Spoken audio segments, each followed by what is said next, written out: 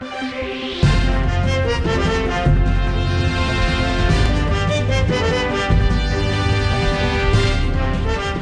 buenas noches, le agradecemos su compañía en la edición nocturna de Noticias Repretel. Los saluda William Fernández. Iniciamos contándole que un accidente se produjo en Guadalupe de Cartago y aunque no causó heridos, sí provocó muchos daños. La inesperada salida de un vehículo hizo que el conductor de un cisterna perdiera el control y terminara dentro de una casa.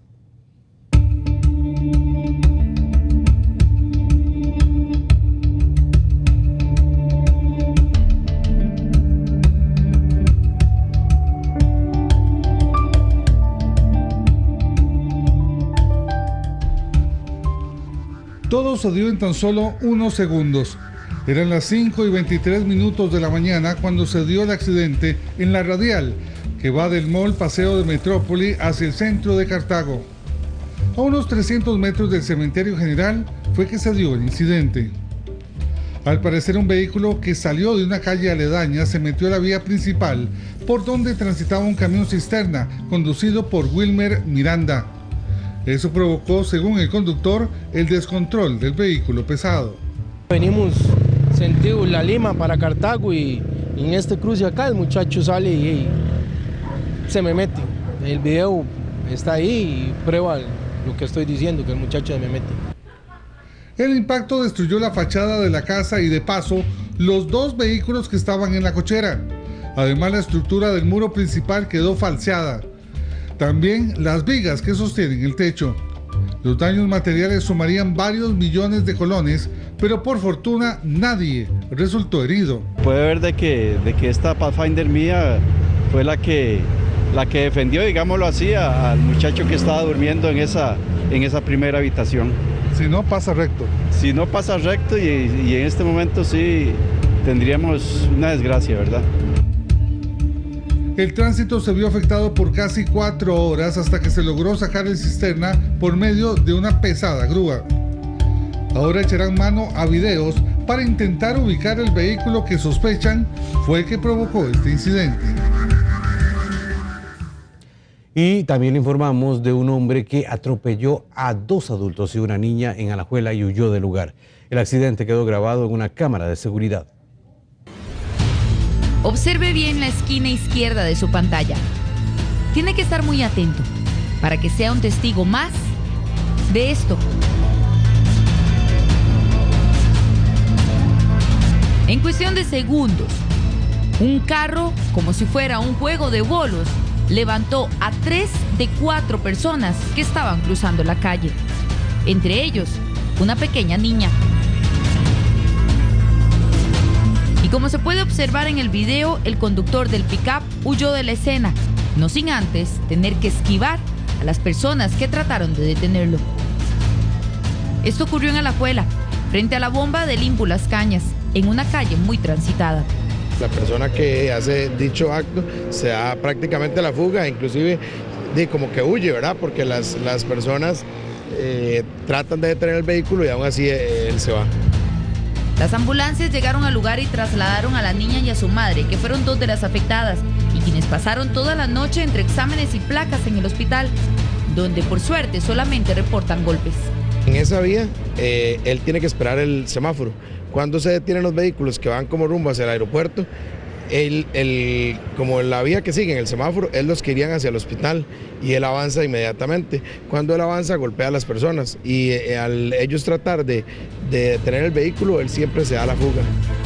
Las autoridades judiciales ya están detrás del sospechoso del accidente, quien aún no se ha entregado tras arrollar a esta familia, que de milagro no tuvo un fatídico final. Y vea con atención estas imágenes porque son clave para dar con el sospechoso de atropellar a una mujer el pasado 3 de marzo. El hecho ocurrió en los alrededores del Cristo de Sabanilla cuando la víctima iba a cruzar y el vehículo la golpeó. La víctima es nicaragüense e iba hacia su trabajo. Si usted conoce detalles, puede llamar de manera confidencial al 800-8000-645 del OIJ.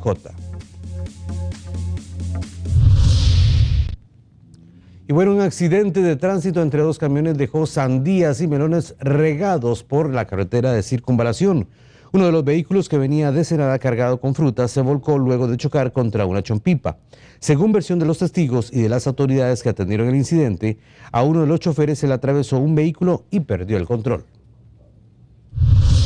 Veníamos de Ensenada, íbamos hacia Cartago, mi cuñado venía delante de nosotros en el camioncito este y se le atravesó un carro, entonces él, al capearse el carro lo pegó otro camión, una chompipa. Entonces el camión dio vueltas y después quedó ahí. Bueno, la central de radio nos indica que hay una colisión. En ese momento pues no se nos dice cómo fue la dinámica ni qué vehículos hay involucrados o cómo fue la situación. Se traslada a mi compañero, esto es sentido Atillo, San Sebastián. Al llegar al lugar pues se encuentran dos camiones, una chompipa y un camión pesado. Bastantes frutas, se encuentra totalmente cerrada la vía, lo que es Atillo, Paso Ancho.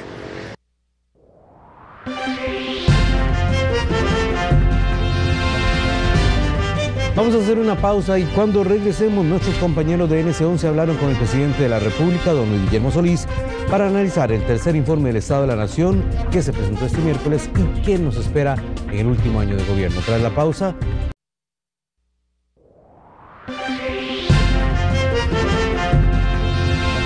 Gracias por su compañía y bueno, nuestros compañeros de NC11 hablaron con el presidente de la República, don Luis Guillermo Solís, para analizar el tercer informe del Estado de la Nación que se presentó este día miércoles. Esto fue lo que conversaron. De las críticas más fuertes que se le han hecho a su gestión, presidente, han surgido los temas que tienen que ver con la corrupción, por ejemplo. Uno de sus principales pilares de gestión, pero con un punto que ha sido llamado, lo califico yo, negro, en el caso de lo que ha pasado con algunas de sus ex viceministras y un ministro por el pago ilegal que recibieron de salario que no debieron haber recibido por no cumplir requisitos. Precisamente, don Luis Guillermo, hoy la Contraloría hizo una encuesta, publicó una encuesta donde habla de la corrupción que se vive en el país, muy al contrario de lo que usted estaba planteando ayer en su discurso. Vamos a ver precisamente esta información, presidente, lo invito a verla y luego nos gustaría escuchar su reacción.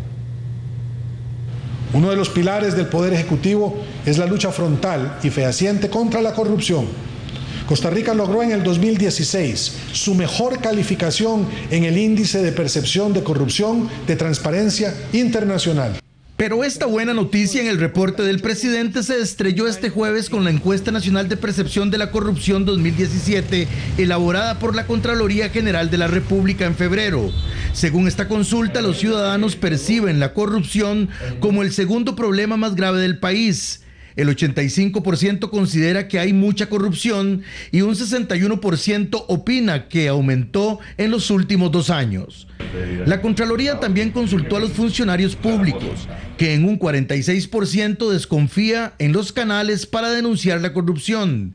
El 41% desconoce cómo hacerlo y algo muy revelador, el 30% dijo que conoce algún caso de corrupción en la institución donde trabaja. Otro grupo que consultó la Contraloría fue a los oferentes que hacen negocios con el Estado, donde el 55% cree que hay corrupción en las compras públicas. El 71% estima que hay corrupción en el trámite e incluso estiman que para ganar un contrato median pagos de hasta un 15%. Hay que reconocer que sí la hay. Consultada, la Contralora General Marta Costa explicó que la presentación de la encuesta se hizo este año conforme a lo planificado. Y como dije antes, esta es la tercera encuesta que nosotros presentamos, planificada totalmente desde hace varios años ya, y nosotros reportamos el resultado de esta encuesta con un artículo de opinión a la Asamblea Legislativa cada 1 de mayo. La encuesta nacional sobre corrupción 2017 consultó a 3.208 personas y tiene un nivel de confianza del 95%. Vea usted. Esto es lo que nos dice la Contraloría, esto en relación a lo que usted planteaba ayer, presidente. Bueno, yo utilicé como respaldo a mi afirmación otra encuesta de Transparencia Internacional, que es el más importante de todos los informes que se emiten en el mundo. Eso no quiere decir que nos respeten ni mucho menos. Tomo nota y agradezco la encuesta de la Contraloría General de la República. Pero mire, don Alexis, para muestra 3 botones. Nuestra absoluta intervención frontal, directa, para ver lo que estaba pasando en Judesur, la que hicimos con respecto a Infocop, que está todavía ahí, la destitución de 150 policías que tenían esos expedientes manchados. Ahí hay 3 ejemplos de muchos otros que están junto con las leyes de transparencia, junto con las obligaciones y directrices para que las instituciones coloquen en las redes sociales toda la información que puedan tener los usuarios. No ha habido ninguno de mis ministros ni ministras que hayan sido vinculados a esos temas de corrupción. Aunque no han sido vistos estos casos, presidente, de 3 de sus viceministras pero yo ayer estaba diciendo que esos casos que tienen que ver con los contratos de trabajo que les hicieron a esos ministros y ministras cuando llegaron a sus cargos los jefes de recursos humanos, eso no es corrupción, ahí se les indujo a error. Ellos llegan, les dicen cuál es ellos presentan sus atestados como cualquier otro, se les hacen contratos y esas personas parten del supuesto de que están bien. Pero a veces cuesta creer que haya habido un error ahí. Bueno, puede costar. Porque recibieron por muchos meses claro, ese salario. Pero las 3 personas a las que usted aludió devolvieron también el exceso que se les pudo haber pagado y por lo tanto no ha habido daño al erario público. Y yo lo que quiero señalar, y lo señalo con toda tranquilidad, porque ese es el talante de esta administración. Allí donde haya opacidad, la vamos a aclarar. No ha habido ninguna intención ni de ocultar ninguna información, ni de evitar que corran las investigaciones que tienen que hacerse desde varias instancias. De hecho, en el caso de estos pagos que están tutelados por ley, aquí hay, es decir, nosotros no estamos haciendo, no es que estos pagos no se podían hacer, se pueden hacer, se hacen a propósito de una serie de normativas que existen, y allí donde se haya actuado mal y donde pudo haber habido errores, pues que entonces las personas sean responsables y devuelvan el dinero. Este problema de las prohibiciones y de las diferentes pluses salariales, etcétera, tiene como fundamento un enredo administrativo que viene de mucho atrás. Y en el pasado, los que incurrieron en ese mismo tipo de situaciones no devolvieron el dinero porque no se dieron cuenta, no es porque fueran sinvergüenzas. Bueno, en este caso nos dimos cuenta, tenemos una situación que hay que analizar con calma, qué es lo que está pasando allí, y las personas devolvieron la plata. Presidente, uno de los temas que preocupa, y usted lo planteaba en su discurso también, y bueno, esto ha sido tema de muchas administraciones toda la vida, es el tema de los impuestos, tema de plan fiscal, reforma fiscal, como quiera que se le llame. Todas las administraciones intentan de alguna forma atraer más impuestos para poder pagar los gastos que se están haciendo. Y algunos grupos que lo han criticado a usted le han dicho que ha faltado liderazgo en el presidente Solís, en la administración Solís, para poder llevar a cabo un proceso de negociación en Asamblea Legislativa y en los diferentes sectores para que se dé una verdadera reforma fiscal en el país y no simplemente un paquete de impuestos.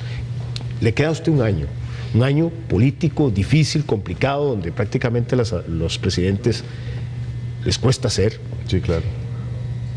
¿Va a haber paquete de impuestos? Bueno, paquete no, porque nunca hubo plan paquete fiscal, ¿va a haber vamos a ver, nosotros dijimos cuando estábamos en campaña que íbamos a dar 2 años para invertir mejor, para gastar menos en lo superfluo y para convencer a la gente de que la inversión se estaba haciendo, como se está demostrando en los puentes, que se está demostrando en los programas de vivienda, como se está demostrando en seguridad pública, etcétera.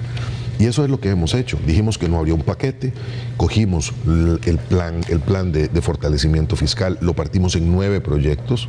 De los 9 proyectos han sido aprobados 6. Entonces yo no sé dónde es que está la falta de liderazgo. Ahí están aprobados 6, nos faltan 3. Regla fiscal, la transformación del impuesto de ventas en IVA la reforma, digamos. Los claves.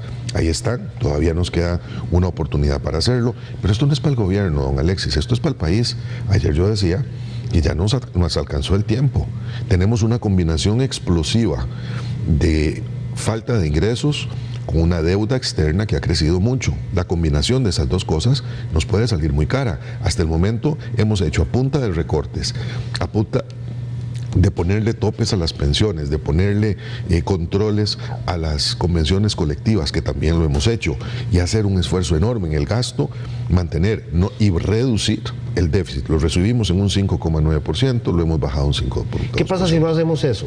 O sea, bueno, usted le tocará a la próxima administración sufrir consecuencias. Claro, y lo hemos visto, por eso es que ha insistido tanto que esto no es un problema para nosotros, lo es en el sentido de que vamos a tener un rasponazo, por supuesto, a lo largo de los próximos meses, porque se va a volver más difícil conseguir préstamos, porque no vamos a poder tener los candidatos que van a estar presentando sus propuestas, no van a tener recursos con que cumplir frente al pueblo que los va a elegir.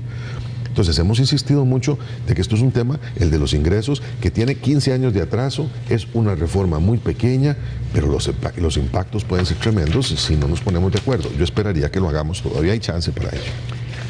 Esperemos a ver, yo lo veo complicado porque va a ser un año dificilísimo. No, es difícil. Yo no quisiera en esto engañar a nadie, estamos en año político, la gente anda buscando, los opositores al gobierno andan viendo cómo hacen para que el gobierno no camine. ¿Está sintiendo mucho usted eso? Sí, claro. esa oposición sí. A niveles incluso hasta personales? No, personales no, pero sí se nota mucho. Todo este debate sobre la corrupción, de las presuntas corrupciones de nuestros funcionarios, etcétera, es un buen ejemplo de ello. Porque como no hay la corrupción que había en otros momentos, pues entonces ahora se nos quiere endilgar una corrupción que no existe. Lo dije ayer en mi discurso y lo sigo sosteniendo. Pero sí va a ser muy difícil y usted tiene toda la razón. No es el año electoral el mejor año para hablar de impuestos. No, por eso. Pero la responsabilidad frente al país, la necesidad de que haya recursos para acometer la gran cantidad de proyectos cuando terminemos nosotros nuestro mandato es fundamental. Hablando también de este último año, precisamente usted de alguna forma lo ha dicho, lo ve positivo en logros, pero incierto en encontrar recursos para conseguir esas metas. Presidente, ¿no se está justificando usted antes de tiempo para que cuando concluya su administración y la gente que le llegue a pedir cuentas, bueno, yo lo dije, sí, yo quería hacer esto, pero no me permitieron o no había los medios? No, en esto, don Alexis, mire, yo lo que digo es lo siguiente, uno llega al poder, hace lo que puede, lo hace mucho, nosotros estamos haciendo mucho, encontramos todo que estaba muy complicado, hemos ido desbrozando el terreno, hemos ido construyendo y recuperando espacios, habrá cosas que se quedan sin hacer, las hará la próxima administración. En esto yo no he querido nunca ser mezquino, algunas cosas las heredamos, buenas y malas, otras las heredaremos, buenas y malas. Lo importante aquí es que tener claridad de que lo que estamos es buscando el bien del país. Algunos han dicho que usted se está atribuyendo cosas de la administración heredadas de la administración anterior. Ha sido una de las críticas fuertes, sobre todo en materia vial, de infraestructura vial. Pero que es que esa gente que piensa que el otro gobierno era un gobierno extraterrestre, que la plata la ponía la presidenta Chinchilla, son platas de los costarricenses. Fueron proyectos que estaban muchos de ellos estancados, otros proyectos como el del puente tenían 15 años de no hacerse, el puente González Flores. Mire, yo siempre he tomado el camino de la perspectiva más grande. Hay un río que se llama Costa Rica, nosotros estamos en ese río, hacemos lo que nos toca, el gobierno anterior también, y la gente valorará si nos estamos... Yo nunca he pretendido robarme el logro de otras administraciones. Las otras administraciones son responsables tanto como yo ante el pueblo de Costa Rica, y el pueblo sabe si las cosas estaban caminando o no, y creo que muchas de las cosas que hemos hecho estaban estancadas. Hemos trabajado 2 años y medio para que eso funcione, y hay 1.300 obras que se han acometido en esta administración, que están en el mapa de la obra pública, que cualquier persona puede usar su teléfono para ubicar. Mapas, presidencia.go. ¿Y por qué nos cuesta tanto en las obras? Por ejemplo, lo hemos visto con el puente de la Platina, ¿verdad? Que ese puente ha sido pues prácticamente aquí, es un ícono ya, todo el mundo tiene que ver con eso. Porque durante 3 administraciones se hizo mal, y lo hicimos bien y lo reconstruimos, fue un puente nuevo, es prácticamente nuevo, va a estar listo dentro de pocos días, probablemente cuando la gente va a decir, mire, ya finalmente se hizo ese puente, y también el puente de la llamada Pozuelo, nuestro puente Yolanda Oriamuno, y así también otras obras que se están haciendo. ¿Ha estado la administración Solís resolviendo lo urgente y dejando lo importante de lado? Bueno, yo creo que no. Lo urgente lo hemos hecho, y lo importante también. Le doy algunos ejemplos. La ley procesal laboral, muy importante. No se ve todos los días, no es algo tangible, es algo intangible, pero la reforma del procesal laboral, la reforma procesal civil, lo que se hizo en materia de fertilización in vitro, por ejemplo, fue todo muy importante y es trascendente y no se toca. Lo mismo la formación en materia de educación para mujeres, lo mismo que se ha hecho en temas como banca de desarrollo. Todas esas cosas, don Alexis, son cosas que se van para adelante y que yo sé que van a tener frutos después. ¿Está contento usted con la administración o usted hubiese querido que a 3 años ya, porque han volado, se han ido muy rápido, ¿no? Le queda un año a usted, un año complicadísimo y difícil, se quedaron muchas cosas en el tintero que no se pudieron hacer? ¿Como cuáles, por ejemplo? Bueno, otra vez, yo me siento contento con lo que se ha hecho.